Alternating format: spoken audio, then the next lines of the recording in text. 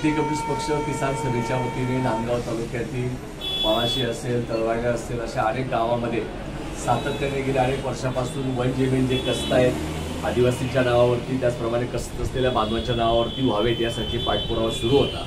Comrade Devidas भोपळे, comrade Nikam, त्याचप्रमाणे सर्व सहकारी याचा पाठपुरावा करत होते.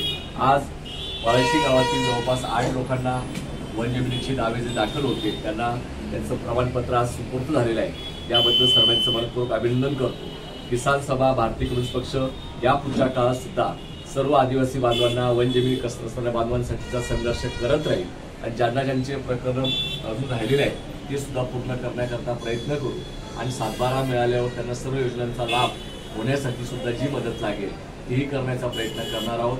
ज्यांना कमी क्षेत्र मिळालेले त्यांना वाढीव क्षेत्रासाठी सुद्धा पाठपुरावा किसान सभेच्या वतीने, भारतीय कम्युनिस्ट पक्षाच्या वतीने कॉम्रेड देवीदास भोपळे, कॉम्रेड निकम, कॉम्रेड मी स्वतः प्रयत्न करणार आहोत. आज सर्वांना आनंद झालेला आहे की अनेक वर्ष प्रयत्न करून, अनेक मोर्चे करून गेले 30-40 वर्ष सातत्याने लढणारे या सर्व सहकाऱ्यांना आज वन जमिनीचे पट्टे मिळाले याबद्दल आनंद त्यांनी व्यक्त केलेला आहे. या सर्व लढणाऱ्या लोकांचं अभिनंदन करतो आणि यांची कायम ठेवून किसान सभा कम्युनिस्ट पक्ष नांदगाव तालुक्यात बळकट करावा असं आवाहन त्यांना या निमित्ताने करतो.